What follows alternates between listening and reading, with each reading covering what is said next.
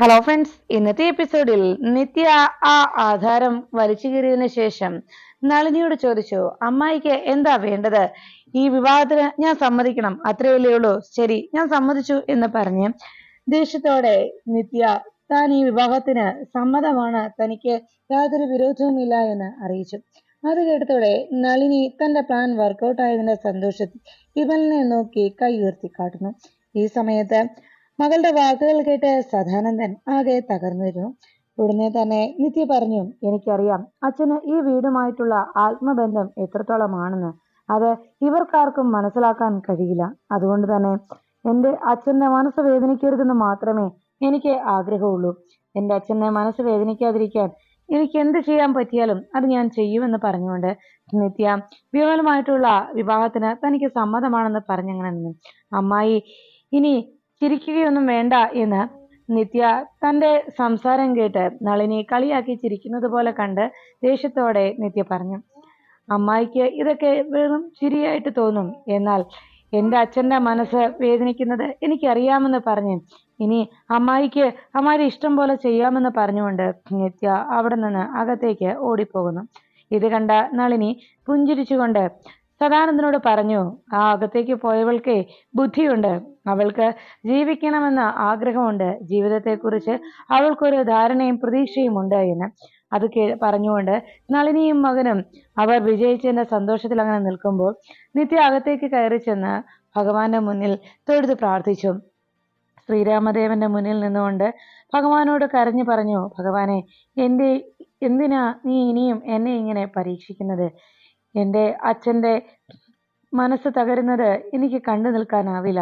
അതുകൊണ്ട് തന്നെ എല്ലാം നിന്റെ ഇഷ്ടം പോലെ തന്നെ നടക്കട്ടെ എന്ന് പറഞ്ഞുകൊണ്ട് പ്രാർത്ഥനയോടെ കണ്ണുനീരോടെ നിത്യ പൂജാമുറിക്ക് മുന്നിൽ നിൽക്കുന്നു.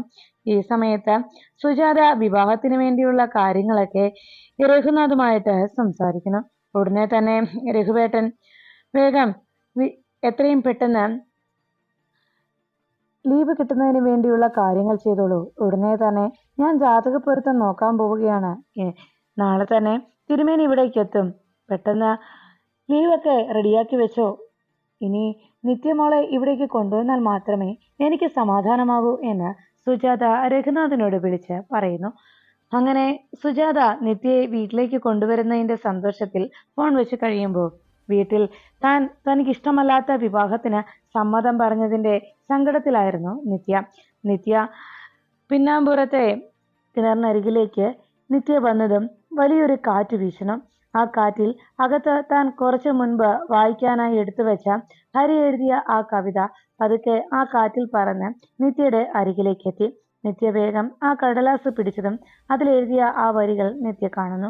നിത്യ വളരെ വേദനയോടെ ആ വരികൾ പാടുന്നു.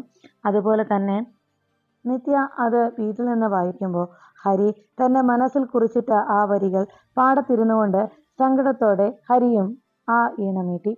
അങ്ങനെ അവർ രണ്ടുപേരും ഒരുമിച്ച് ആ കവിത മുഴുവൻ സങ്കടത്തോടെ പാടിത്തീർക്കുന്നു. ഈ സമയത്ത് ഹരിയുടെ ഫോണിലേക്ക് രാമകൃഷ്ണൻ വിളിക്കണം. എടാ മോനെ, നീ ഇതെവിടെയാ? ഇത്രയും നേരമായിട്ടും വീണ വീട്ടിലേക്ക് എത്തിയിട്ടില്ല എന്ന് പറഞ്ഞു. അത് കേട്ടതോടെ ഹരി ചോദിച്ചു, അല്ലമ്മാവ, അവളിത് എവിടേക്ക് പോയതാ എന്ന് ചോദിച്ചതും ഉടനെ അമ്മാവൻ പറഞ്ഞു, നീ വേഗം വീട്ടിലേക്ക് വാ മോനെ, എന്നിട്ട് വേണം എനിക്ക് അവളെ ഒന്ന് അന്വേഷിച്ചിറങ്ങാൻ. ഉടനെ ഹരി പറഞ്ഞു, അത് വേണ്ടമ്മാവ, അമ്മാവൻ സമാധാനത്തോടെ ഇരിക്കും, ഞാൻ പോയി അവളെ അന്വേഷിക്കാം എന്ന് പറഞ്ഞ് രാമകൃഷ്ണന്റെ കോള് കട്ട് ചെയ്യുന്നു. രാമകൃഷ്ണൻ അപ്പോഴേക്കും എന്നാ ശരി മോനെ എന്ന് പറഞ്ഞു വെച്ചപ്പോഴും സങ്കടത്തോടെ രാമകൃഷ്ണൻ തന്റെ മകളുടെ പ്രവൃത്തികളെക്കുറിച്ച് ഓർത്ത് വിഷമിച്ചിരുന്നു. ഈ സമയത്ത് ഹരി വേഗം തന്നെ ആ തെങ്ങുന്തോപ്പിൽ നിന്ന് വേഗം തന്റെ വണ്ടിയും എടുത്തുകൊണ്ട് അവിടെ നിന്ന് മടങ്ങി. അപ്പോഴാണ് വീണ തന്റെ സുഹൃത്തുക്കളോടൊപ്പം ബീർ കുടിച്ച് ആസ്വദിച്ചുകൊണ്ട് അവരുടെ കൂട്ടത്തിൽ ഇതാണ് ശരിക്കും സ്വാതന്ത്ര്യമെന്നും എനിക്ക് വീട്ടിൽ ചെന്നു കഴിഞ്ഞാൽ സത്യത്തിൽ ഈ കുടുംബം എന്നൊക്കെ പറയുന്നത് വലിയൊരു ബാധ്യത തന്നെയാണ്. അച്ഛനാണെങ്കിൽ അത് ചെയ്യരുത് ഇത് ചെയ്യരുത് എന്ന് പറഞ്ഞുകൊണ്ട് പിന്നാലെ, അത് പോരാഞ്ഞിട്ട് വേറൊരാള് കൊണ്ട് ഉപദേശം മാത്രം നൽകിക്കൊണ്ട് എന്ന് പറഞ്ഞ് വീണ കൂട്ടുകാർക്കൊപ്പം ചീഴ്സ് പറഞ്ഞ് ബിയർ ആസ്വദിച്ച് കുടിച്ചുകൊണ്ട് നിൽക്കുന്നു. ഈ സമയത്ത് അവിടേക്ക് ഹരി എത്തുന്നു.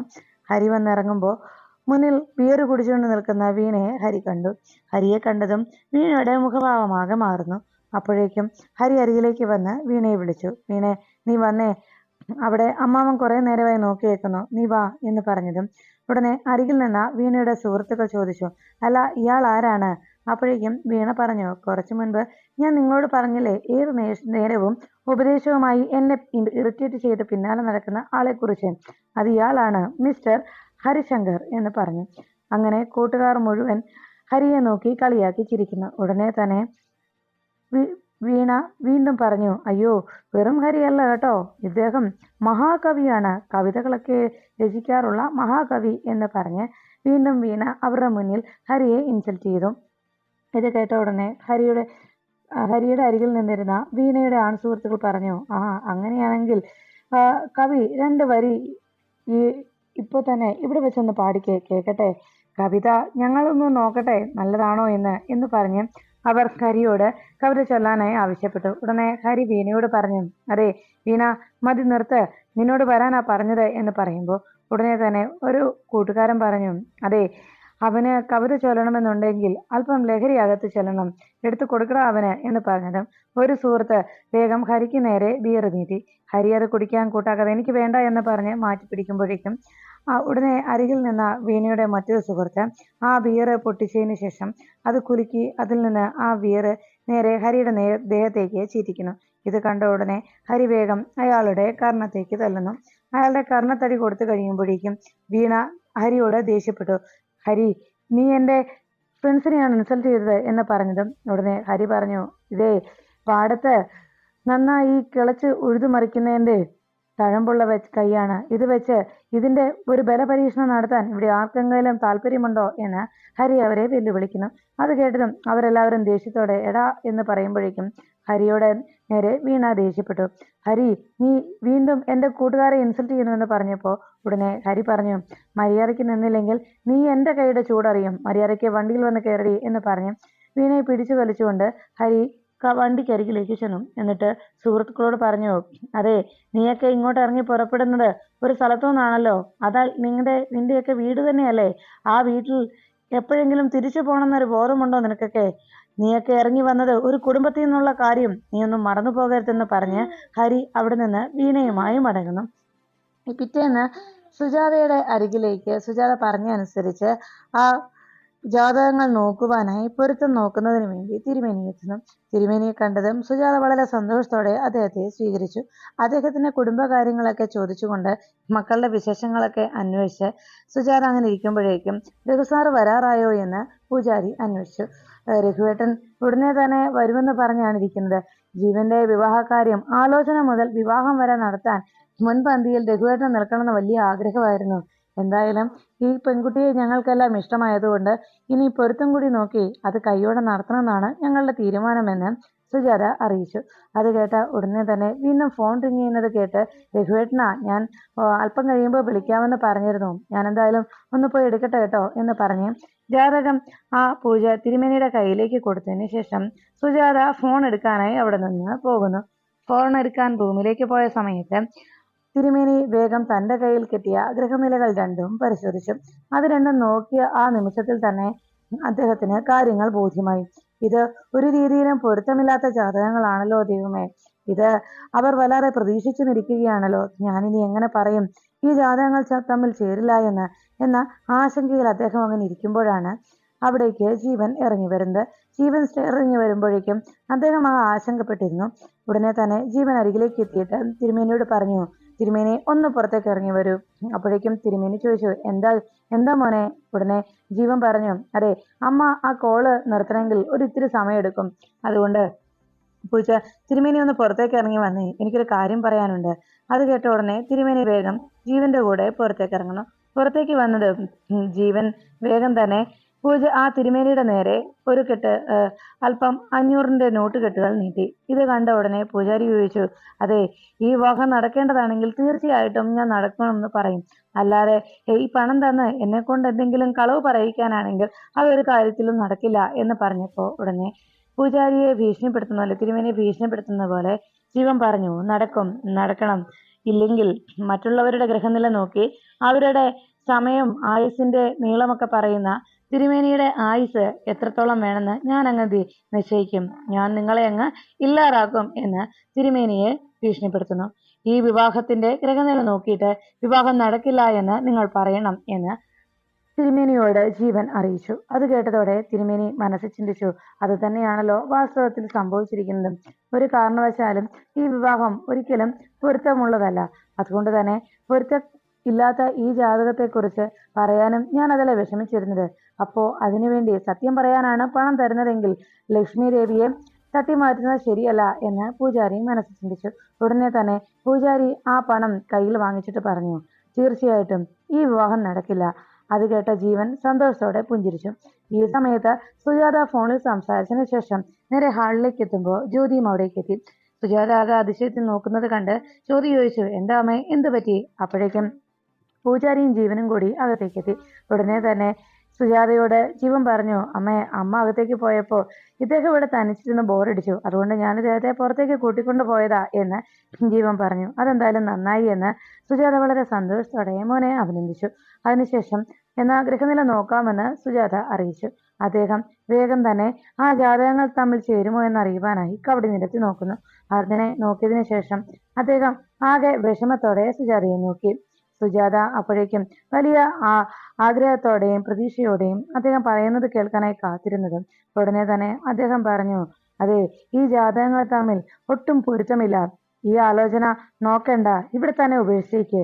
ഇത് ഇനിയും മുന്നോട്ട് കൊണ്ടുപോയാൽ ഒരു പൊരുത്തവുമില്ലാത്ത ഈ ജാതകങ്ങൾ തമ്മിൽ കൂട്ടിച്ചേർക്കാൻ ശ്രമിച്ചാൽ രണ്ടിലാരെങ്കിലും ഒരാള് ഇല്ലാതാകും തീർച്ച. അത് കേട്ടതോടെ സുജാതയുടെ മനസ്സല്ലാതെ തകർന്നു. സുജാത ആകെ സങ്കടത്തിലായി. അപ്പോഴേക്കും സുജാത വിഷമത്തോടെ നോക്കുമ്പോൾ അദ്ദേഹം നിത്യയുടെ ഗ്രഹനില സുജാതയുടെ നേരെ നീട്ടിയിട്ട് പറഞ്ഞു, എത്രയും വേഗം ഇത് തിരികെ കൊടുത്തേക്ക്. അത് കണ്ട ഉടനെ സുജാത ആകെ സങ്കടത്തിലായി. ഉടനെ അവിടുന്ന് തിരുമേനി പോയി കഴിയുമ്പോഴേക്കും ജീവൻ സുജാതയുടെ തോളത്ത് കൈവച്ച് അമ്മയെ ആശ്വസിപ്പിച്ചു. അതോടൊപ്പം തന്റെ ആഗ്രഹം നടന്നതിന്റെ സന്തോഷവും ജീവന്റെ മുഖത്ത് പ്രകടമാവുന്നു.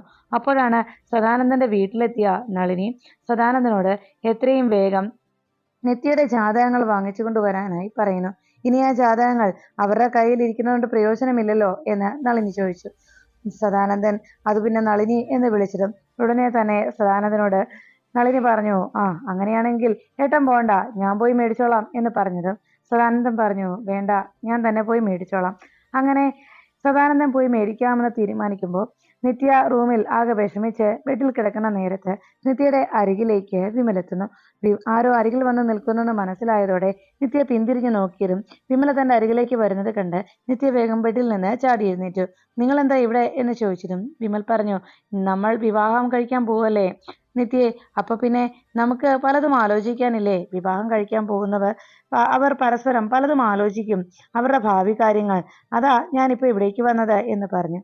നിത്യ പറഞ്ഞു, നിങ്ങൾ ഇവിടുന്ന് പോകുന്നുണ്ടോ എന്ന് ചോദിച്ചതും വിമല പറഞ്ഞു, അതെ, നമുക്ക് വിവാഹം കഴിഞ്ഞിട്ട് നമ്മുടെ ഹണിമൂൺ എങ്ങോട്ടാ പോകേണ്ടതെന്നും എവിടെയൊക്കെ പോകണമെന്നും അതുപോലെ തന്നെ എത്ര കുട്ടികൾ വേണമെന്നും അങ്ങനെ വിവാഹത്തിന് ശേഷമുള്ള കാര്യങ്ങളെക്കുറിച്ചൊക്കെ പലതും ആലോചിക്കാറുണ്ടല്ലോ, അതുപോലെ ആലോചിക്കാനാണ് ഞാനും വന്നത് എന്ന് വിമൽ നിത്യയോട് പറഞ്ഞു. എനിക്കിപ്പോ വിമലിനോട് സംസാരിക്കാനുള്ള മാനസികാവസ്ഥയിലല്ല ഞാൻ, ഒന്നിറങ്ങി പോകുന്നുണ്ടോ എന്ന് നിത്യ ചോദിച്ചു. ഉടനെ തന്നെ വിമല് പറഞ്ഞു, സാരമില്ല നിത്യക്ക് ഞാനിവിടെ ഇരുന്നോളാം എന്ന് പറഞ്ഞതും നിത്യ പറഞ്ഞു, എനിക്ക് തലവേദനയാ, അല്പനേരം കിടക്കണം. അപ്പോഴേക്കും വിമല് പറഞ്ഞു, എന്നാ ഞാൻ നിത്യയുടെ നെറ്റിയിൽ ബാമ്പുരട്ടി തരാം. ഭാര്യയ്ക്ക് തലവേദന ഉണ്ടാകുമ്പോൾ ഭർത്താവ് വേണ്ടേ ബാമ്പുരട്ടി കൊടുക്കാൻ എന്നെല്ലാം വിമൽ നിത്യയോട് ചോദിക്കുന്നു. എന്നിട്ടും വിമൽ പോകാൻ കൂട്ടാക്കാതെ നേരെ ആ ബെഡിലേക്ക് വന്നിരുന്നു. പിന്നീട് നിത്യയോട് വിമൽ പറഞ്ഞു, നിത്യ ഇവിടെ ഈ ബെഡിൽ വന്നിരുന്നു, എൻ്റെ അടുത്ത് തന്നെ ഇരുന്നു, എന്നിട്ട് നമുക്ക് രണ്ടുപേർക്കും അടുത്തിരുന്ന് സംസാരിക്കാം എന്നൊക്കെ വിമൽ അറിയിച്ചു. ഇത് കേട്ട ഉടനെ തന്നെ നിത്യ വിമലിനോട് ദേഷ്യപ്പെട്ടു. നിങ്ങളോട് ഇവിടെ നിന്ന് ഇറങ്ങി പോകാനല്ലേ ഞാൻ പറഞ്ഞത്, ഇല്ല ഞാൻ അച്ഛനെ വിളിക്കും എന്ന് പറഞ്ഞ് ദേഷ്യപ്പെട്ടുകൊണ്ട് അവിടുന്ന് പോകാൻ വിമലിനോട് നിത്യ ബഹളം വെച്ചു. ഉടനെ തന്നെ വിമല ചാടി പേടിച്ച് എഴുന്നേറ്റ് പറഞ്ഞു, ഇത് ഞാനേ അമ്മയോട് പറഞ്ഞു കൊടുത്തോളാം എന്ന് പറഞ്ഞ് വിമൽ അവിടെ നിന്ന് ഇറങ്ങുന്നു. നിത്യ ആകെ നിരാശയോടെ ആ ബെഡിലേക്ക് ചെന്നിരുന്നു. ഈ സമയത്ത് സുജാത ആകെ സങ്കടപ്പെടുന്നത് കണ്ട് നിത്യ സുജാതയെ ആശ്വസിപ്പിച്ചു. സാരയില്ലമ്മേ, ഇനി ഇക്കാര്യം ആലോചിച്ചിരുന്നിട്ട് കാര്യമില്ലല്ലോ, ആ വിവാഹം നടക്കാൻ പാടില്ല എന്നല്ലേ ജ്യോത്സ്യം പറഞ്ഞതെന്ന് അറിയിച്ചു. സുജാത പറഞ്ഞു. എങ്കിലും ആ കുട്ടിയെക്കുറിച്ച് ഓർക്കുമ്പോൾ എനിക്ക് വല്ലാത്ത വിഷമം തോന്നുന്നു. ആ കുട്ടി വല്ലാതെ പ്രതീക്ഷിച്ചതാണല്ലോ. നിത്യമോളോട് ഞാൻ ഇനി എങ്ങനെ പറയും എന്ന് ആകെ സങ്കടത്തോടെ സുജാത ചോദിച്ചു. ഉടനെ തന്നെ നിത്യയെക്കുറിച്ച് ജ്യോതി പറഞ്ഞു. അമ്മേ, ഇനിയിപ്പോ അമ്മ ആ കുട്ടിയെ കാണുവോ, നിത്യ ചേച്ചി കാണുവോ എന്ന് ചോദിച്ചിട്ടും സുജാത പറഞ്ഞു, ഒരിക്കൽ കൂടി എനിക്ക് നിത്യമോളെ കാണണം. ഒന്നുകൂടി ആ മോളെ എന്നെ നെഞ്ചോട് ചേർത്ത് പിടിക്കണം എന്ന് സുജാത അറിയിച്ചു. അപ്പോഴേക്കും ആരോ വാതിൽക്കൽ വന്ന് കോളിംഗ് ബെല്ലടിച്ചു. ഉടനെ തന്നെ ജ്യോതി ചെന്ന് വാതിൽ തുറന്നു നോക്കി. സദാനന്ദൻ മുന്നിൽ നിൽക്കുന്നത് കണ്ട് വളരെ സന്തോഷത്തോടെ ജ്യോതി സദാനന്ദനെ അകത്തേക്ക് ക്ഷണിച്ചു. അങ്കിളായിരുന്നോ? അകത്തേക്ക് കയറി വാ അങ്കിളെ എന്ന് പറഞ്ഞതിന് ശേഷം വേഗം സുജാതയെ വിളിച്ചു. അമ്മേ, ഇനി വന്ന ഇത് ആരാ വന്നെന്ന് നോക്കിയേ എന്ന് പറഞ്ഞു. ഉടനെ സുജാത ആരായിരിക്കും എന്ന സംശയത്തോടെ വേഗം സെറ്റിയിൽ നിന്ന് എഴുന്നേറ്റതും ജ്യോതി വീണ്ടും സദാനന്ദനോട് പറഞ്ഞു, അങ്കിളെ കയറി വാ, മടിച്ചു നിൽക്കാതെ എന്ന് പറഞ്ഞ് അകത്തേക്ക് വീണ്ടും സദാനന്ദനെ ക്ഷണിച്ചു. സദാനന്ദൻ അകത്തേക്ക് കയറി വരുമ്പോൾ സുജാത അപ്രതീക്ഷിതമായി സദാനന്ദനെ കണ്ടതും ആകെ ഞെട്ടലോടെ നോക്കി നിൽക്കുന്നു.